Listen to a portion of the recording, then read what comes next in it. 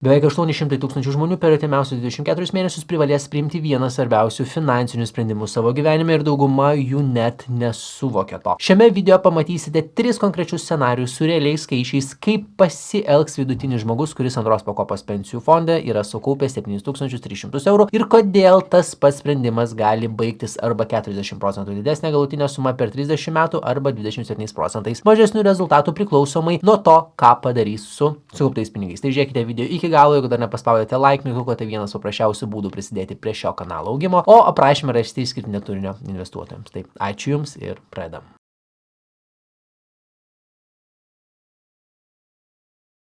Yra faktas, kuris nustebino daugelį finansų stebėtojų. Nuo 2026 metų sausio 2 dienos ir 27 metų gruodžio 31 dienos kiekvienas antros pakopos pensijų kaupimo dalyvis turės teisę išsiimti dalį arba visas savo įmokas iš antros pakopos fondo. Tai pirmas kartas Lietuvos pensijų sistemos istorijoje, kai toks pasirinkimas atsivėrė be amžiaus, stažo ar sukauptos sumos sąlygų. Lietuvos banko duomenimis 2025 metų viduryje Lietuvoje veikia 54 antros pakopos pensijų fondai, kuriuos valdė 6 pensijų kaupimo bendrovės. Šiuose fonduose pensijai kaupia beveik 1 430 000 dalyvių, iš kuriuo apie 800 000 kaupia aktyviai. Kodėl tai liečia jūs, net jeigu pačios reformos taisyklės atrodo painios? Praleisti šį 24 mėnesių langą reiškia, kad galimybė atsimti dings, o sprendimas, kurį dabar atidedate, automatiškai virs pasilikimu, kurio gal net nepasirinkote sąmoningai pasilikimu antros pakopos sistemoje. Pradėkime nuo paprastų skaičiavimų. Įsivaizduokite vidutinį dalyvį, kuris antroje pakopoje yra sukaupęs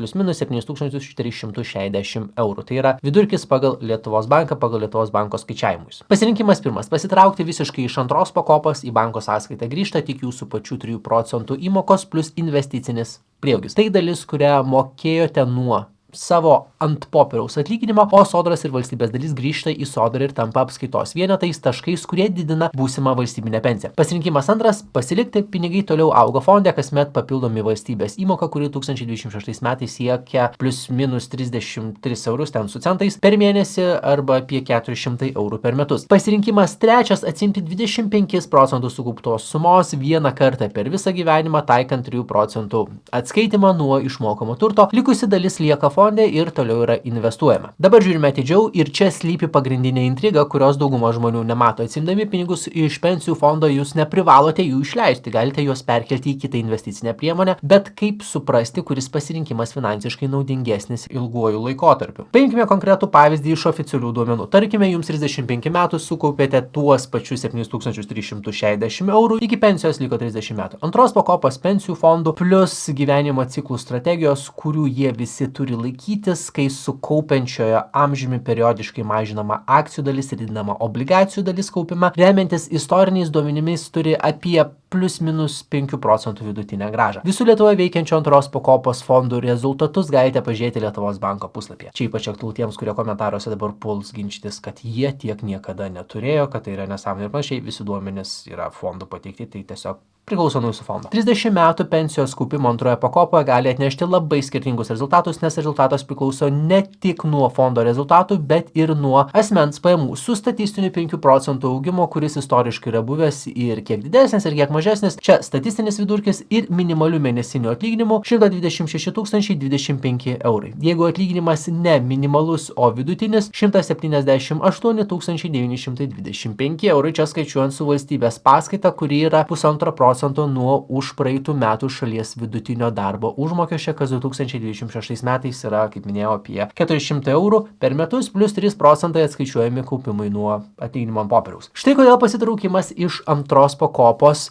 finansiškai retai būna logiškas pasirinkimas, nebent investuojate ne tik tą atsimtą sumą, bet ir tą 4,5% įmoką iš savo pajamų, kurią toliau gaunate kaip atlyginimą, tai didėjinis atlyginimas, nes nebenuskaičiuoja antrai pakopai. Bet tai nereiškia, kad pati reforma nedaro prasmės. Štai kuri tampa įdomi - 25% atsiėmimas. Šis pasirinkimas leidžia paimti dalį lėšų be sodros ir valstybės įmokų grąžinimo ir kartu likti kaupimo sistemoje su visomis ateities valstybės įmokomis. Pavyzdys konkrečiai konkrečiomis sąlygomis. 40-metis dalyvis sukaupęs 12 tūkstančių eurų antroje pakopoje. Pasiimti 25% reikštų 3 tūkstančiai eurų į rankas, atskaičius 3 tūkstančių mokestį 2910 eurų. Lygiai 9 tūkstančiai eurų toliau augo fonde kartu su valstybės įmokomis ateinančiais 25 metais. Tuos 2910 eurų galima nukreipti į savarankišką investavimą per plačiai diversifikuotą pasaulinį akcijų indeksą sekantį biržoje prekiavimo fondą. Štai 4 žingsniai prieš priimant sprendimą. Pirma, patikrinkite, kuriame fonde kaupite. Lietuvos banko duomenimis antros pakopos fondo rezultatai per pastaruosius metus skiriasi reikšmingai. Geriausių ir prasčiausių fondų grąžos skirtumas per metus siekia kelis procentinius punktus. Jeigu kaupiate fonde, kurio mokesčiai aukšti ar grąža per pastaruosius 5 metus žemesnė už indekso grąžą, pirmiausia apsvarstykite fondo keitimą, nepasitraukimą. Antra, įvertinkite savo amžiaus rizikos langą. Iki 50 metų amžiaus tikslinė akcijų dalis paprastai yra aukšta, nuo 80 iki 100% portfelio, po 55 metų laipsniškai mažėja iki konservatyvesnių opcijų. Antroje pakopoje yra skirtingi fondai pagal amžių, tai aktyvūs dalyviai automatiškai perina į konservatyvesnius fondus artėjant pensijai. Trečia, apsvarstykite alternatyvų derinimą. 25% atsimimas yra vienas geriausių variantų, jeigu turite konkretų finansinį tikslą, pavyzdžiui, pradinį įnašą būstui, ar žinote, kad bus didesnių būtinų išlaidų, bet atsimti pinigus tiesiog tam, kad jie būtų sąskaitoje, finansiškai paprastai yra nuostolinga. Ketvirta, pažiūrėkite į reikalingą galutinį dydį sumą. Lietuvos banko skaičiavimais vienas namų ūkis iš antros pakopos pensijų fondų galėtų atsimti vidutiniškai apie 7 tūkstančius eurų. Tik apie 5% namų ūkių kaupiančių antroje pakopoje galėtų realiai pasinaudoti šią galimybę pradiniam būsto įnašui. Reiškia, daugumai dalyvių 25% atsimimas pradiniam įnašui nepakanka, bet pakanka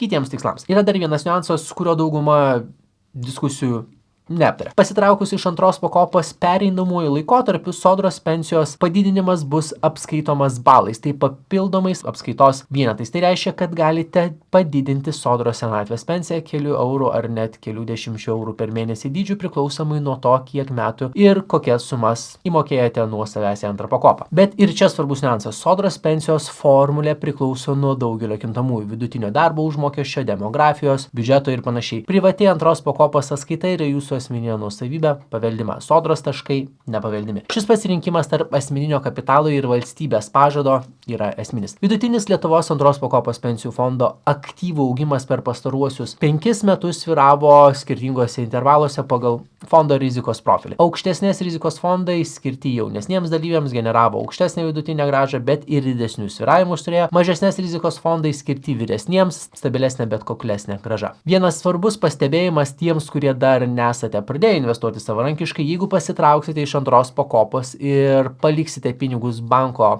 einamojoje sąskaitoje, taupomojoje sąskaitoje be palūkanų per 30 metų, pinigų reali perkamoji galia bus reikšmingai mažesnė nei dabar. Tai reiškia, kad pasitraukimas be aiškaus investavimo plano dažniausiai veda į blogesnį rezultatą negu pasilikimas. Ir yra trečioji stovykla, tie, kurie pasilieka antroje pakopoje, bet tuo pačiu pradeda investuoti papildomai. Tai dažnai geriausias variantas. Tai investicinė sąskaita su pasaulio akcijų indeksą sekančių fondų, kas mėnesinėmis 50-200 eurų papildomais įnešimais per 30 metų formuoja antrą pensijos pajamų šaltinį. Reziumuojant, sprendimas tarp pasilikimo, dalinio atsiėmimo ir visiško pasitraukimo nėra universalus. Priklauso nuo amžiaus, sukauptos sumos, finansinių tikslų ir gebėjimo investuoti savarankiškai. Jeigu galvojate pradėti investuoti arba jeigu jau investuojate, bet, pavyzdžiui, neturite Freedom 24, šio video rėmėjas Freedom 24 yra licencijuotas brokeris, kuris taiko vienus mažiausių mokesčių investuotojams Europoje, turi prieigą prie 1000 skirtingų investavimo instrumentų, akcijų, obligacijų, fondų, ETF ir su juo investavimas gali kainuoti vos kelis eurus priklausomai nuo pasirinkto mokesčio plano. Su Smart in Euro planuoja efektyviau investuoti didesnės sumas, su All Inclusive in Euro mažesnės sumas. Nauji investuotojai gali gauti iki 20 akcijų dovanų su galiojančia Welcome akcija priklausomai nuo investuojamos sumos. Apie Welcome akcijos sąlygas, terminus ir kitą rasite oficialiame Freedom 24 puslapyje. Brokeris yra licencijuotas, atitinka MiFID II Europos Sąjungos reguliavimo direktyvas. Jeigu dar neturite Freedom 24 paskyros, užsiregistruoti ir pasitvirtinti tapatybę užtrunka iki 10 minučių. Visas procesas yra lietuvių kalba ir techninį palaikymą palaikymą ir asmeninės konsultacijas galite gauti taip pat lietuvių kalba, internetu arba atvykę į Vilniuje esantį ofisą. Ir sužinoti daugiau, atsidaryti investavimo paskyrą galite paspaudę ant nuorodos video aprašyme. Tai naudokite investicinę sąskaitą mokesčių optimizavimui, taip pat naudokite nedeklaruotą investicinę sąskaitą. Kaip derinant šias dvi sąskaitas galima turėti 40 000 didesnį rezultatą investuojant su periodiniu investavimu, žiūrėkite šiame video. Taip pat rekomenduoju pažiūrėti gidą, kaip atsirinkti tinkamiausią mažų mokesčių fondą ir etapą savarankiškam investavimui. Jeigu dar neturite Freedom 24, atsidaryti paskyrą ir susipažinti plačiau su brokerio siūlomom paslaugom galite paspaudę ant nuorodos aprašyme. Visus klausimus rašykite komentaruose, sėkmingo investavimo ir pasimatome kitame video.